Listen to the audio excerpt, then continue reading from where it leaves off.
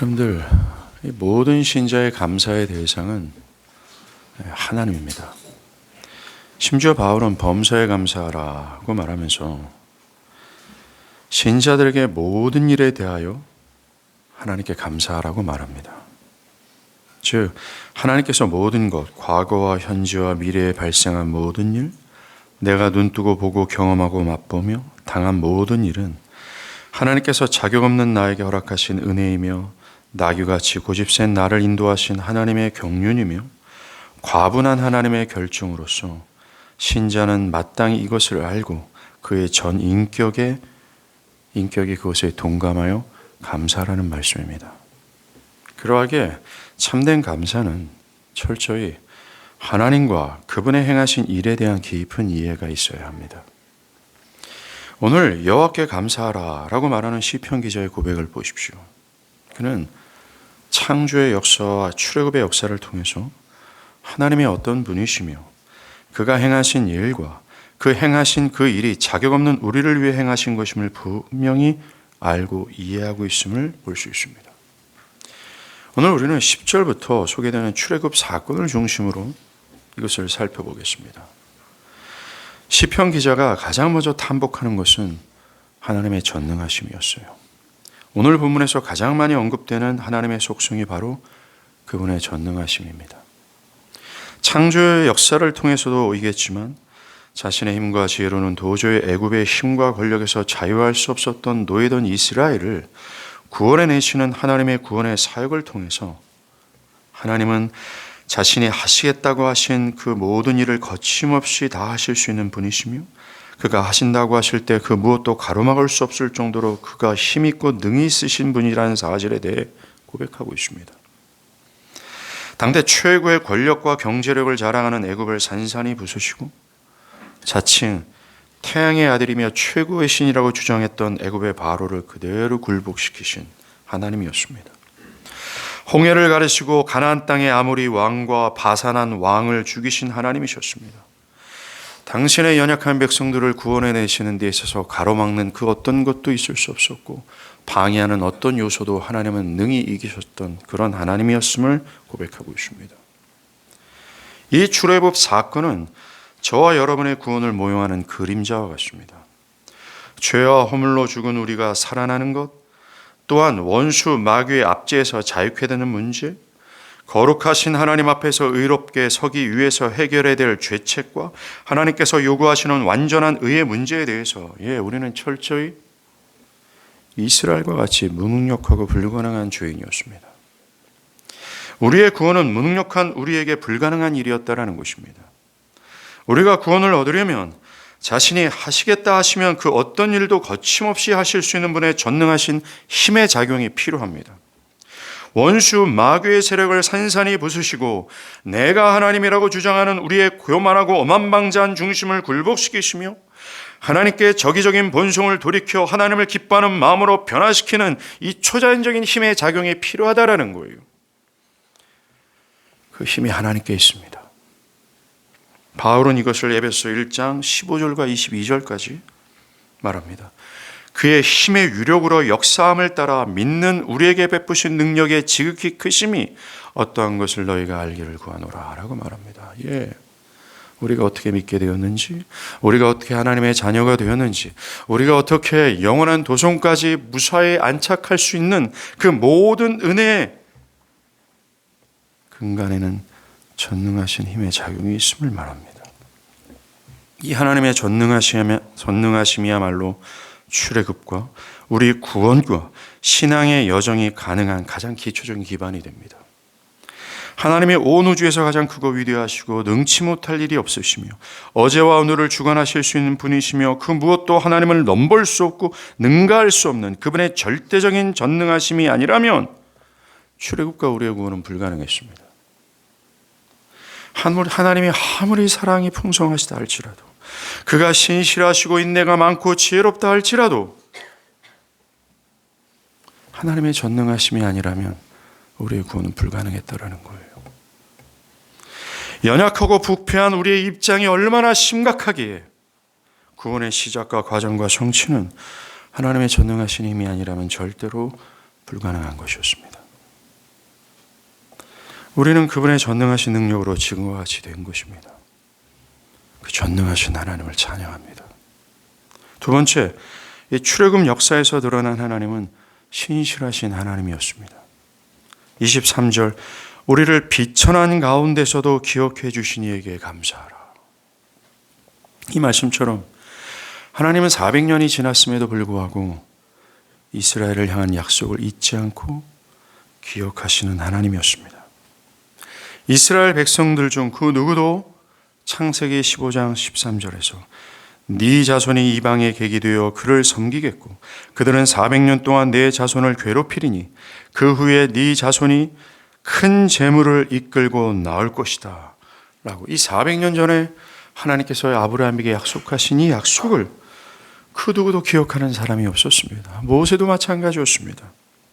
마치 출애굽기 1장 8절에서 요셉을 알지 못하는 세 왕이 일어나 애굽을 다스리더니와 같은 상황이었습니다. 이스라엘 이 족속이, 이 히브리 족속이 애굽에 왜 왔는지, 이 애굽이 400년 전에 이 히브리 족속으로 말미암아 엄청난 큰 은혜를 받았음에도 불구하고 애굽은 전혀 알지 못했습니다. 이와 같았습니다. 이스라엘 자손들 자체도 하나님을 기억하지 않았고 창세기 15장의 약속을 잊고 살았습니다. 그저 고단한 오늘을 죽지 못해 살아가고 있었을 뿐이었습니다.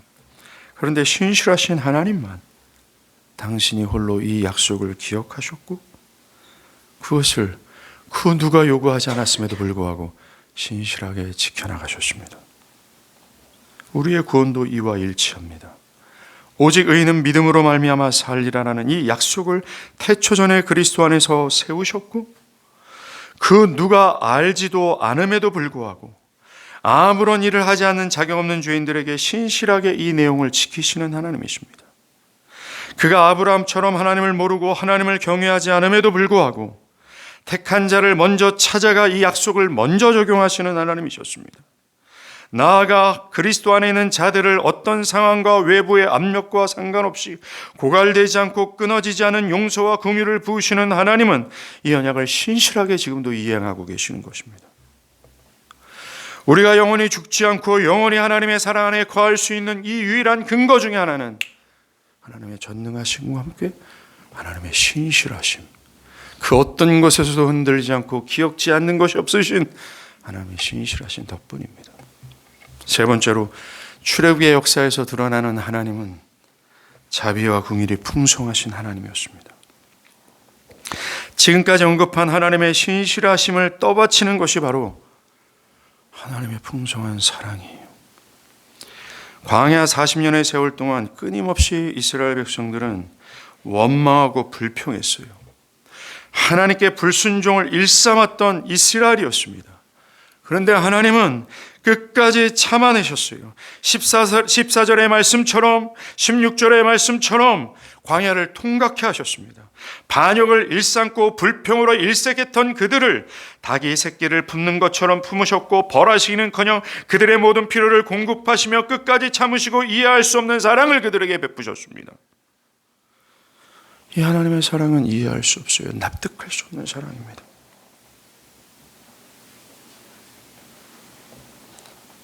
이해할 수 없고 납득할 수 없는 사랑이 아니었으면 출애굽과 가나안 땅에 이르는 것은 불가능했습니다. 하나님은 기계가 아닙니다. 프로그래머된 존재가 아닙니다. 하나님은 저와 여러분과 같은 인격이 있으신 분이십니다. 근데 하나님은 400년 되었구나 그러니 구원하자라고 아니었습니다. 기분은 내키지 않지만 내가 맡은 일에 책임을 져야 되겠구나 라고 한 것이 아니었습니다. 하나님은 넘치는 사랑 속에서 기쁨과 자원 속에서 불평하고 어제의 일을 기억지 못하고 원망하며 불순종하며 심지어 하나님께 적의적인 마음을 가지고 있고 심지어 시내산에서 당신이 임재하고 있는 바로 그 현장 앞에서 금송아지를 가리키면서 이게 우리의 하나님이다 라고 반역했던 이스라엘을 사랑하셨어요. 그의 사랑은 멈춘 적이 없습니다. 그의 사랑은 중단되거나 고갈된 적이 없습니다. 그의 사랑은 단 한 번도 취소된 적이 없고 그의 사랑은 언제든지 풍성하게 이스라엘을 향해서 부어줬습니다. 오늘 본문 시편 기자는 출애굽의 계획과 과정과 성취를 해나가시는 하나님의 행하심 속에서 가장 크게 발견하는 것이 바로 이것이었다고 말합니다. 그래서 그는 모든 구절구절, 하나님이 행하신 것을 말하는 모든 구절구절마다 이렇게 말합니다. 그 인자하심이 영원하미로다 라고요. 그의 사랑이 끝이 없구나라고 말합니다. 우리의 구원도 마찬가지입니다.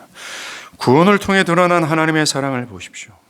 우리의 구원을 성취할 수 있는 유일한 길은 죄가 하나도 없는 무결하신 하나님의 아들의 죽음 외에는 길이 없었습니다. 그거밖에는 길이 없었습니다. 또 다른 선택지가 있었던 것이 아닙니다. 오직 하나님이시며 흠이 없고 점이 없으시고 완벽하신 아들의 죽음 그 외에는 없었다라는 것입니다.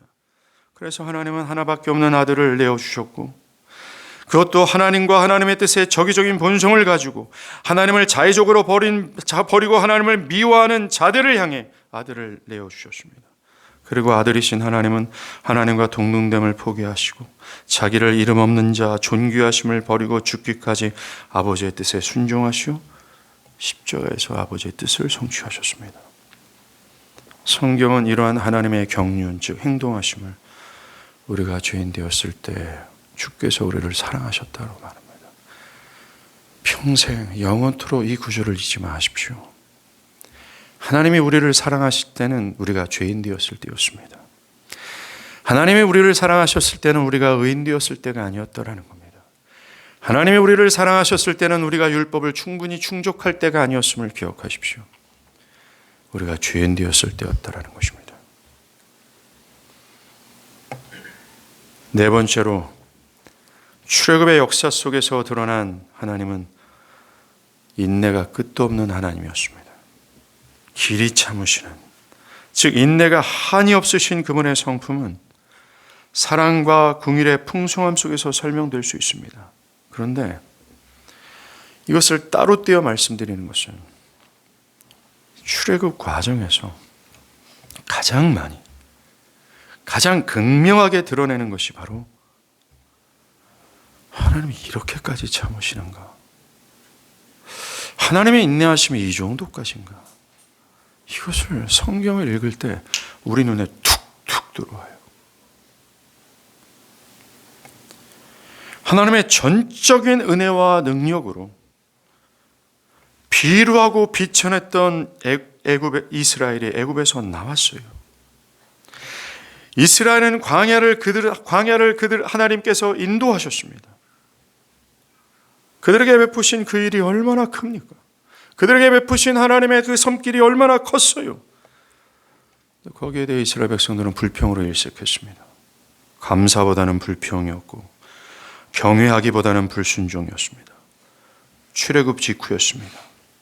뒤에는 애국 군대가 오고 앞에는 홍해로 가로막혀 있을 때였어요. 이스라엘은 얼마 전 초자연적인 능력으로 자신들을 출애굽하게 하신 하나님의 전능하심과 사랑을 한순간에 다 잃어버렸습니다.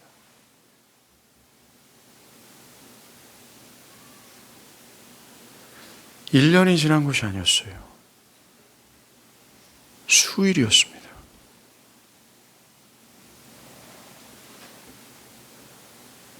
그 모든 것을 잃어버리고 순식간에 폭동으로 변하여 불평했습니다.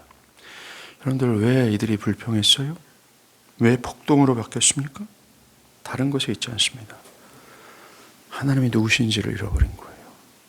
하나님의 전능하심과 그분의 사랑을 잃어버린 겁니다. 이 진리에 대해서 흐리멍텅해진 겁니다. 우리의 원인도 마찬가지입니다. 우리가 불평하는 원인도 마찬가지입니다.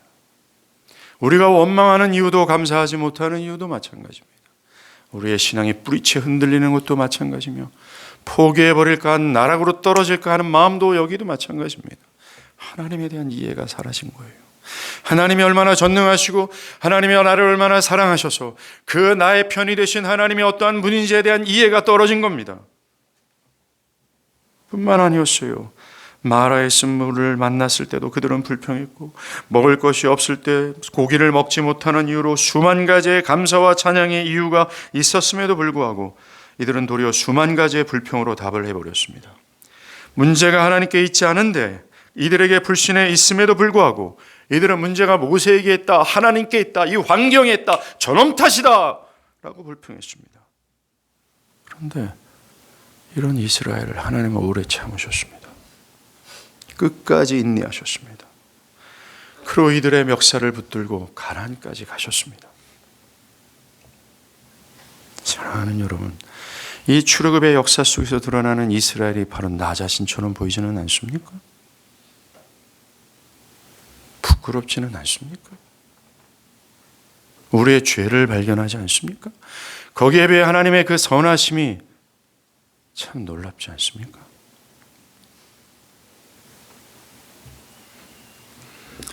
저와 여러분이 받은 구원이 취소되지 않고 신앙의 여정 속에서 끝까지 견고히 서 있게 될 수 있는 가장 근본적인 이유가 여기 하나님의 인내하심에 있어요. 하나님의 길이 참으심, 인내하심이 없었으면 우리는 벌써 그 누구도 예함 없이 벗어나 있었을 겁니다. 바울도 벗어났을 것이 분명합니다.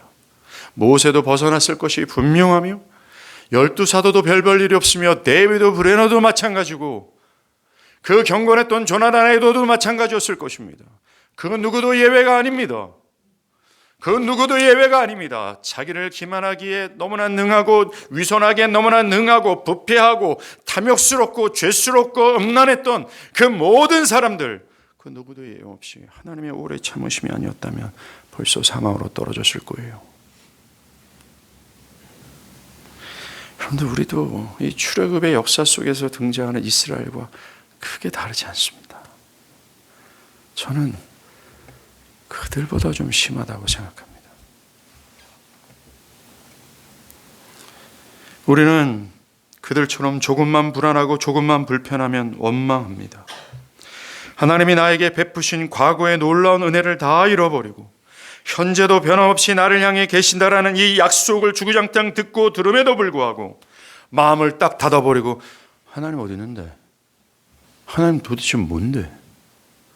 이 하나님이라는 이름을 거의 막 모욕하듯이 쉽게 불평하고 잃어버립니다. 그럼에도 불구하고 하나님은 졸지도 않고 주무시지도 않으시며 우리에게 이 신실하게 약속을 이행해 가시고 길이길이 참으시고 인내하시며 사랑하세요. 여러분들 이 하나님의 인내하심이 있잖아요. 이 하나님의 이 속성, 이것은 신앙의 여정을 신실하게 걷는 신자들이 가장 먼저 느끼는 바입니다. 신앙의 여정을 신실하게 분투하고 씨름하며 살아가는 이 신자들이, 제대로 된 정서와 선한 양심을 갖고 있는 신자들이 신앙의 여정 속에서 가장 많이 깨닫는 것이 바로 하나님의 오래 참으심에 대한 속성이에요. 그들은 자신들이 저지르는 죄와 불패함을 솔직하고도 분명히 보기에 죄와 부패의 연속인 자신을 보면서 하나님이 어떻게 나 같은 자를 참아내시지? 하나님이 어떻게 이런 나를 변함없이 사랑하시고 약속을 신실하게 이행할 수 있지? 어떻게 나를 사랑하시고 어떻게 쉼없이 용서하시고 쉼없이 나를 위해 일하시고 쉼없이 놓지 않고 나를 인도하시지? 그분의 인내하심의 크기와 넓이와 깊이에 놀랍니다. 마지막으로 출애굽 역사 속에서 드러난 하나님은 16절의 말씀처럼 이스라엘을 인도하여 광야를 통과하게 하신 이에게 감사하라. 이 말씀에서 이 한 구절에는 이스라엘이 출애굽서부터 가나안까지 이르는 이 40년의 여정을 한 구절에 탁 묶고 있어요. 뭡니까? 이 말씀처럼 그 거지 같은 인생들을 주도적이고 주권적으로 하나님이 인도하셨다라는 말씀을 하시는 겁니다. 태초전의 모든 일을 계획하시고 온 우주의 역사는 그가 계획하신 것을 벗어나서 일어나는 일은 없고 그가 계획하시는 일은 단 한 가지도 남김없이 그 어떤 것의 도움을 얻지 않고 오직 단독적으로 능히 모든 것을 성취하시는 하나님입니다. 모든 계획과 성취의 주도자는 하나님이라는 거예요. 출애굽 과정이 이 교리가 딱 맞아떨어집니다. 애굽에서 아무런 힘도 없고 천박하고 불결한 자로 취급을 받던 유대인들은 하나님의 전적인 역사. 여러분들 기독교에 들어와서 전적이라는 말을 많이 들어요. 주권적이다라는 말을 많이 듣죠. 이 전적이다, 주권적이다라는 말은 인간의 공로가 단 1%도 기여하지 않았다라는 거예요. 이 애굽에서 노예 생활을 했던 불결했던 이 히브리인들이 하나님의 전적인 역사로 출애굽하고 아무것도 없는 광야에서 그들을 먹이시고 입히시고 그들을 어디로 인도하셨던 분은 바로 오직 하나님이었어요. 적들의 공격으로부터 그들을 보호하시고 결국 가나안으로 집어넣으신 분은 오직 하나님입니다. 그 누구의 공로도 아니었어요. 그 누구의 지혜도 아니었다라는 겁니다. 하나님의 단독적인 경륜이었다는 겁니다. 오늘 시편은 이것을 말하고 싶어 하고 있어요. 모든 주권적이고 전적인 하나님의 은혜의 결과였다고. 이게 우리의 구원입니다. 하나님은 그리스도 안에서 태초전에 그리스도 안에서 하나님은 누군가를 구원을 선택하시고 계획하셨어요. 그리스도의 죽음 안에서 우리의 죄책을 완벽하게 충족하신 후 이 놀라운 구원을 허물과 죄로 죽은 자들에게 성령으로 적용케 하셔서 그들을 그리스도인으로 만드셨습니다. 예, 처음부터 끝까지 하나님이었습니다. 그게 끝이었을까요? 아니에요. 그리스도인들의 삶과 신앙의 모든 여정에 하나님은 개입하시어 그들의 영혼을 고통과 고난, 삶의 성공과 실패, 육체의 건강과 약함 등등을 통해 그들을 하나님의 나라에 어울리는 자들로 계속해서 다듬어 가십니다. 결국 그들을 천국이라는 약속의 땅에 들어가게 하는 이 모든 정과정을 하나님이 하세요.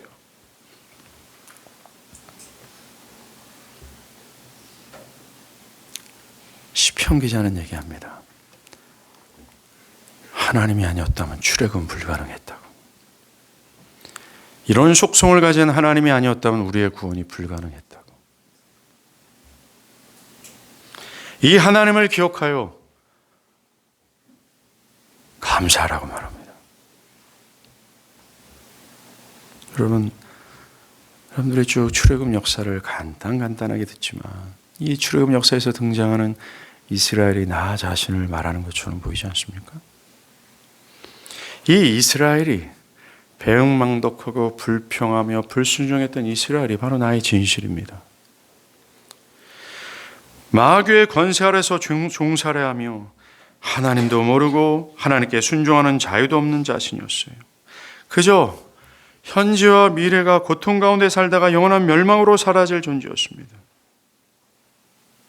정말로 우리의 진실을 가만히 들여다보면 나라는 존재는 하나님의 긍휼을 입을 만한 존재가 아니라는 사실을 고백하게 됩니다.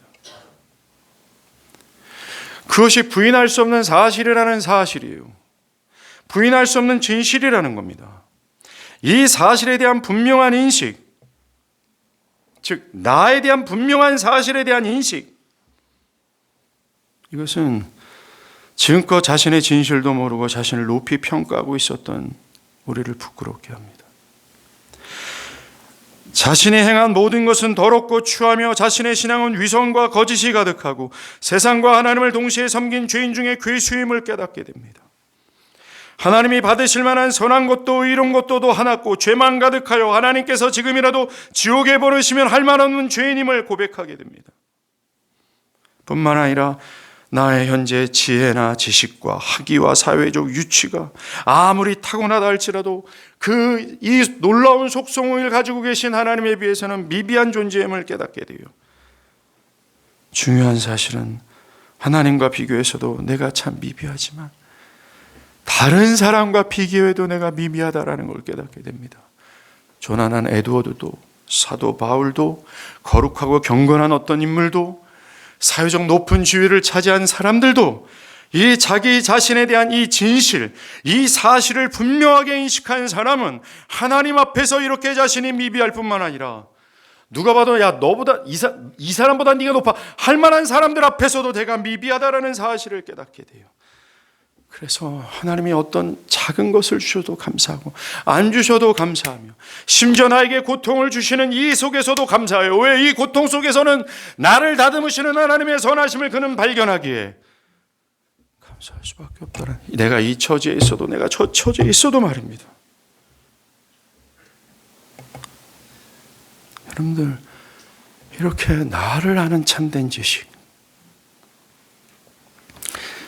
내가 정말 이 출애굽한 이스라엘이구나 라는 사실을 알게 되면, 이 놀라운 속성을 가지신 하나님이 그 속성 가운데 나를 위해 행하신 그 은혜를 깨달으면,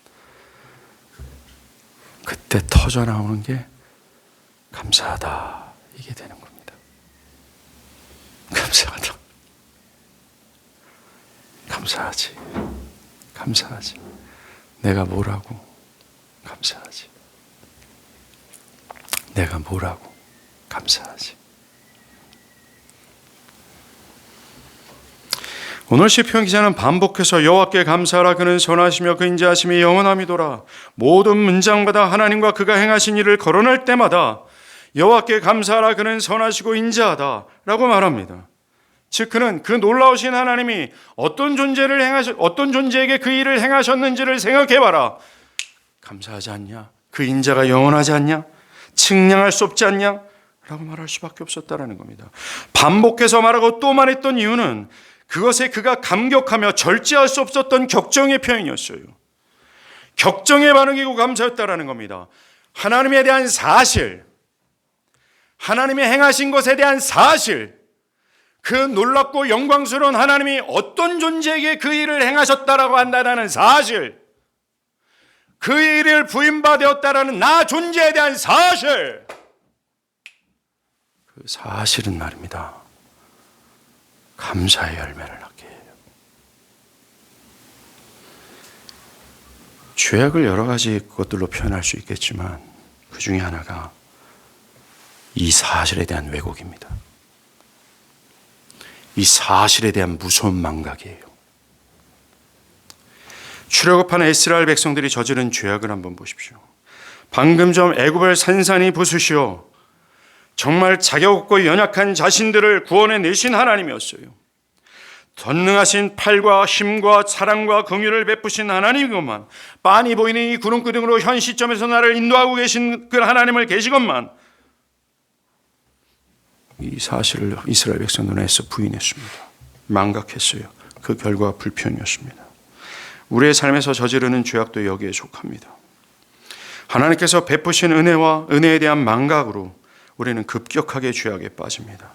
감사는 사라지고 불평과 원망의 원수에 사로잡혀 미움과 분노의 거인의 방에 갇혀서 스스로를 학대하는 시간을 보냅니다. 하나님과 하나님께서 과거와 현재와 미래에 나와 함께 하시고 자격 없이 나를 사랑하신다는 이 사실이 뒤틀려 있어요. 이 사실이 뒤틀려 있습니다. 이게 죄며 분명히 죄는 쓴물을 나오게 돼 있습니다. 자신의 과거가 어땠는지, 얼마나 어리석고 형편없는 자였는지, 다른 사람에 비해서도 가진 것이 없었던 자신이었음을, 그럼에도 불구하고 하나님께서 먹이시고 전적인 은혜로 직장을 허락하시고 자녀를 주셨으며 먹이시고 입히시는 사실을 이 망각하고 뒤틀려 마치 자신이 실력이 있다라는 듯이 자신의 노력의 결과라고 착각해버리는 겁니다. 본래는 없는 자였는데 본래부터 있는 자라는 사실을 왜곡해버리는 겁니다. 이게 죄악의 출발이에요. 삶이 조금만 어두워지면 우리는 애굽에 놓였던 나 자신을 그리스도의 죽음의 은혜 안에서 변화시켜 당신의 백성으로 출애굽하게 하신 그 하나님에 대해 의심하면서, 하나님이 있는 거 맞아? 하나님 미래에도 나를 인도하실까? 그가 나의 가정, 자녀, 물질, 사업, 결혼 등등을 인도하실까? 과연 하나님이 당신의 언약 안에서 나를 지켜보고 나와 함께 하시는 것이 맞아? 라고 하면서 이 엄청난 사실을 뒤틀리게 하고 이 사실을 외면하고 부인해버립니다. 자신이 태어나면서부터 지금까지 다른 것이 아니라 하나님께서 강한 손과 펴신팔로 인도하셨음에도 불구하고, 이것이 사실임에도 불구하고 그것을 잃어버리고 자신이 다른 누군가의 도움을 잠시 받았을 뿐 자기 나름대로의 노력으로 이뤄낸 성과라고 이 사실을 왜곡해버립니다. 이것이 얼마나 큰 죄악이에요.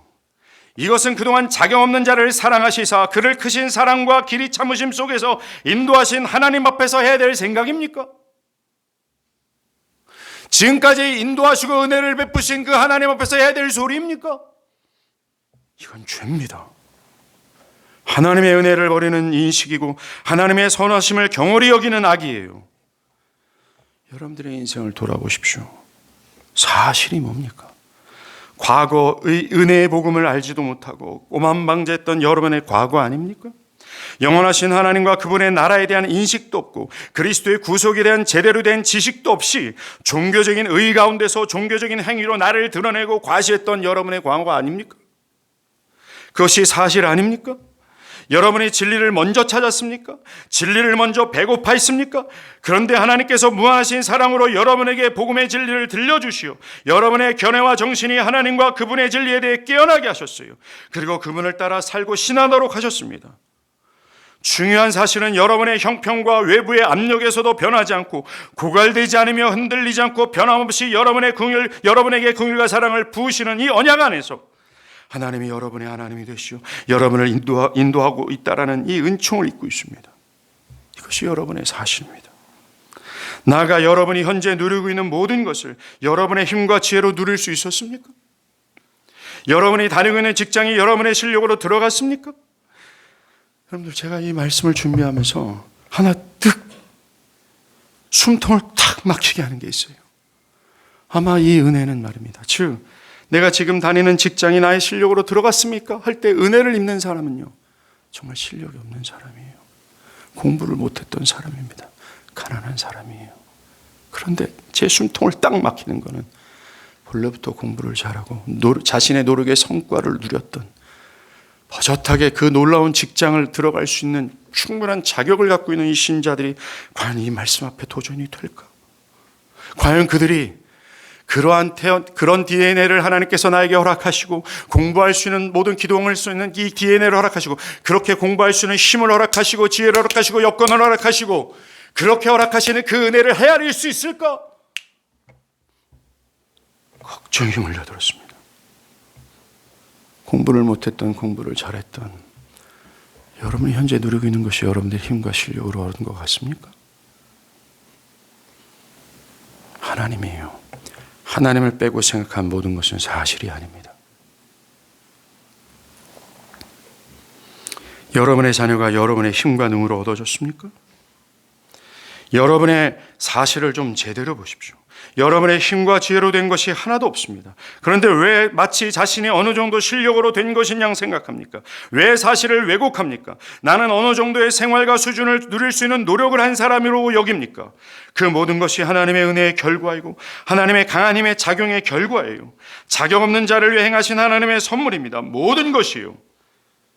그래서 감사하는 것이 마땅합니다. 과거에 여러분의 존재가 어땠으며 현재 하나님이 나에게 어떤 은혜를 부으셨는지, 하나님은 나의 삶에 여전히 인도하신 하나님의 사실을 좀 제대로 보십시오. 이 사실을 좀 제대로 헤아리십시오. 왜곡하지 마십시오. 그래서 사도 바울은 불신자들을 이렇게 설명합니다. 감사치 아니하고 라고 말합니다. 왜요? 이 불신자들은 이 사실을 모르기 때문에 그래요. 이 사실을 수용하지 않기 때문입니다. 이 사실을 수용한 신자는 감사해요. 자, 이제 마지막으로 우리는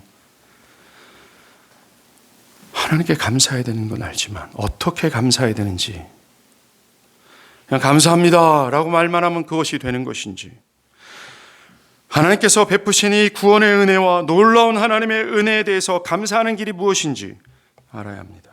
분명히 알아야 돼요. 성경이 우리에게 어떤 식으로 감사해야 되는지 알려주기 때문입니다. 그것은 매우 실천적입니다. 기독교 신앙은 관념이 아니라 행함이 뒤따르는 중요한 원칙이 있습니다. 감사하는 것도 마찬가지입니다.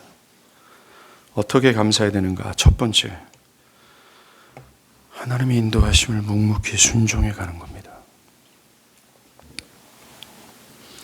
민수기 9장을 제가 읽어드릴게요.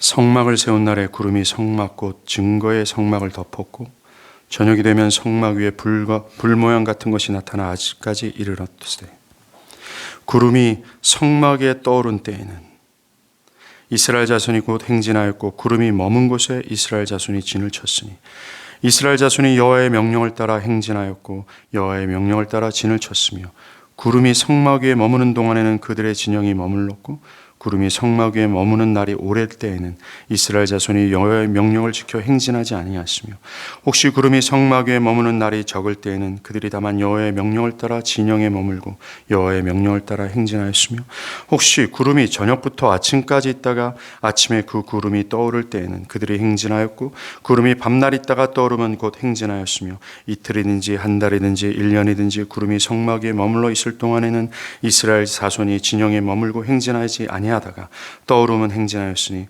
곧 그들이 여호와의 명령을 따라 진을 치며 여호와의 명령을 따라 행진하고 또 모세를 통하여 이르신 여호와의 명령을 따라 여호와의 직임을 지켰더라. 성막에 떠오르던 이 구름 기둥 있잖아요. 이스라엘 인도했던 하나님을 예표하는 상징입니다. 하나님이세요. 구름이 성막에 딱 떠오르면 이스라엘은 감지했습니다. 하나님이 움직이신다. 자, 장막을 걷어라. 깊이 박혀있던 옷을, 이 말뚝을 뽑아내고 가축과 짐승들을 가둬놨던 우리들을 해체하고 우는 아이들을 달래고 밥을 먹다가 빨리 불을 끄고 짐을 싸서 다시 한번 불편함에 기다리는 알지 못하는 시간대로 나아가기를 준비하기 시작합니다. 그러다 구름이 탁 멈추면 하나님이 멈추셨다 라고 하면서 그는 다시 한번 장막을 넓게 피고 말뚝을 깊이 박고 가축과 짐승들을 가둬놓을 수 있는 울타리를 아이들의 잠자리를 준비하고 아내의 부엌시설들을 예비하며 아내들은 그때부터 불을 지피기 시작합니다. 그런데 오늘 보면 놀라운 게 있어요. 저녁부터 아침까지 있다가 아침에 또 구름이 떠오릅니다. 분명 여기에 며칠 있을 것 같았는데 한 달 있을 것 같았는데 그래서 깊이 말뚝을 박아놨는데 다음날 아침 또 구름이 떠오르는 거예요. 와, 하나님이 움직이신다. 그때 어제 박았던 말뚝을 다시 뽑고 울타리를 해체하고 가축과 짐승을 거스르고 우는 아이들의 젖을 먹이다가 우는 아이들을 달래며 나귀에다 짐을 싣고 또 걸어가는 겁니다. 참 여기가 그늘지고 좋은데 여기일까 보다. 그게 아니라 하나님은 그냥 가는 겁니다. 태양빛이 정렬하고 말뚝밖에 너무나 딱딱한 땅이고 분명히 서풍이 불어서 뜨거운 모래폭풍이 올 것 같은 그 시점에 하나님은 멈추세요. 여기다 라고요. 민수기 9장은 여호와의 명령대로 여호와의 명령대로 여호와의 명령대로 여호와의 명령대로 여호와의 명령대로 이스라엘은 따라갔다라고 기록합니다. 이것이 구속의 은혜를 경험한 이스라엘의 삶의 모습이고 구속의 은혜에 감사하는 이스라엘 백성들을 향한 하나님의 삶의 요구예요. 그들에게 요구하는 삶의 형태라는 것입니다. 우리가 어떻게 감사하냐고요? 말로만이 아닙니다. 그 하나님을 인정하고 그 하나님이라면 말뚝밖에 딱딱한 땅이고 서풍이 불어 모래가 한없이 모래폭풍이 불 것 같은 두려운 상황 속에서 불리하고 매우 불편한 상황이 있다 할지라도 그 하나님이라면 그 하나님에 대한 전폭적인 신뢰를 가지며 하나님을 묵묵히 따라가는 삶, 그게 바로 감사하는 거예요. 그리고 두 번째, 하나님을 어떻게 감사해야 되는가? 그것은 바로 우리 자신을 드리는 헌상입니다. 내 시간, 물질, 현재와 미래예요. 여러분, 출애굽한 이스라엘 백성들이 광야에서 한 일이 없습니다. 그런데 딱 한 가지가 있어요. 그들이 아무것도 없는 광야에서 하고 또 하나의 건물을 하나 세웠습니다. 그게 바로 성막입니다. 예배의 터요, 그리스도의 몸을 예표하고 그리스도의 몸된 교회를 예표하는 그들의 모든 영적이고 삶의 중심처가 되는 성막을 건축하는 일이었습니다.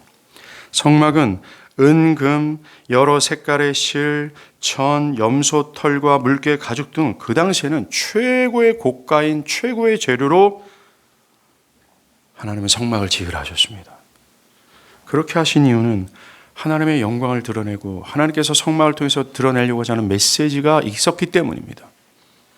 짧은 시간 이것을 설명할 수 없어요. 그런데 이 성막을 건축할 때 하나님은 구원의 은혜를 입은 이스라엘에게 헌상을 명령하셨습니다.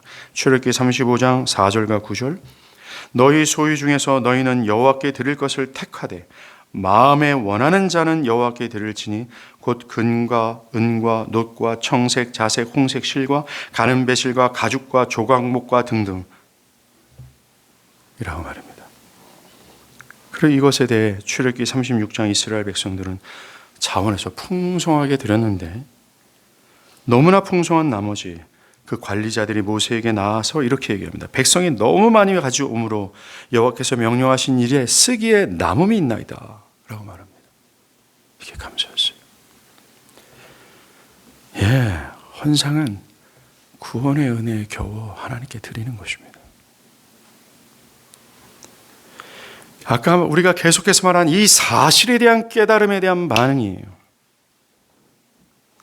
헌상은 억지로 하는 것이 아닙니다. 억지로 하는 자는 얼마 가지 못할 겁니다. 아까워할 거예요. 그런데 구원의 은혜를 입어 감사하는 자들은 자원함으로 할 것이 분명합니다. 때로는 그들이 연약함으로 아까워하는 마음이 있어 할지라도 그는 그것을 또 발견하고 회개하는 마음으로 또 하게 될 겁니다. 그리고 기억할 것은 여러분들 이스라엘이 이 값비싼 최고가의 재료들이 어디서 났을까요? 노예로 살아갔던 그들이 이것이 어디서 나서 하나님께 드릴 수 있었을까요? 애굽에 노예였던 그들이 이런 값진 재료를 어떻게 가지고 있었을까요? 답은 하나님의 은혜로 주어졌습니다. 여러분들 창세기 15장에서도 하나님은 이미 말씀하셨어요. 애굽에 종살이 하다가 나올 때 애굽 사람들이 그들한테 너희 자손한테 은과 금과 귀중한 품을 너희들이 줄 것이다. 가지고 나오면 된다. 근데 출애굽할 당시에 그것이 현실로 이루어졌어요. 애굽 사람들이 출애굽하는 이 히브리 사람들에게 자신의 은과 금과 폐물과 이루 말할 수 없는 최고의 고가의 재료들을 가져가라고 보냈습니다. 어디서 났냐고요? 하나님입니다. 그래서 그들이 드린 예물은 그들의 것이 아니었습니다. 그들이 드린 예물은 그들이 가진 것을 드린 것이 아니라 하나님의 것을 하나님을 위해 다시 돌려드리는 매우 합당한 행동이었다라는 겁니다. 우리가 하나님께 감사의 표현을 하는 헌상도 이와 같습니다. 하나님께서 우리에게 주신 모든 물질, 시간, 현재와 미래는 하나님께서 하나님께 드리라고 주신 하나님의 것임을 기억하십시오. 여러분의 것이 아닙니다. 하나님의 것입니다. 여러분의 것을 드리지 않는다면, 하나님께서 주신 그것을 드리지 않는다면 십계명에서는 얘기합니다. 도둑질하는 것이라고 말합니다. 이와 같이 우리는 헌상을 통해서 감사해야 됩니다. 만약 나는 분명히 하나님께 헌상하고자 하는 마음이 있어요. 그런데 형편이 안 됩니다. 그런 분들이 있습니다. 저는 저희 어머니가 그랬어요. 저희 어머니가 아버지가 돌아가신 다음 내 자녀를 두고서 교회가 건축할 때 아버지가 유산으로 남긴 것이 집 한 채였습니다. 망우리 쪽에 있는 집 한 채였어요. 근데 건축원금을 한다고 그 집을 팔았어요. 그리고 다 하나님께 헌상했습니다. 그때부터가 눈물의 세월이었어요. 그럼에도 불구하고 저희 어머니가 기도하면서 울었던 게 하나님 내가 더 드리고 싶은데 드릴 것이 없습니다. 아마도 그와 같은 분들이 있을 거라 저는 생각합니다. 하나님께서 최고로 기뻐하시는 헌상이 바로 그 눈물이에요. 하나님 그것을 기뻐하십니다. 그것이야말로 나 자신 전체를 드리는 가장 가치 있는 헌상이요 최고의 감사의 표시가 될 겁니다. 성경의 진술 앞에 감사하십시오. 그리고 성경의 진술로 감사하길 바랍니다. 기도하시겠습니다.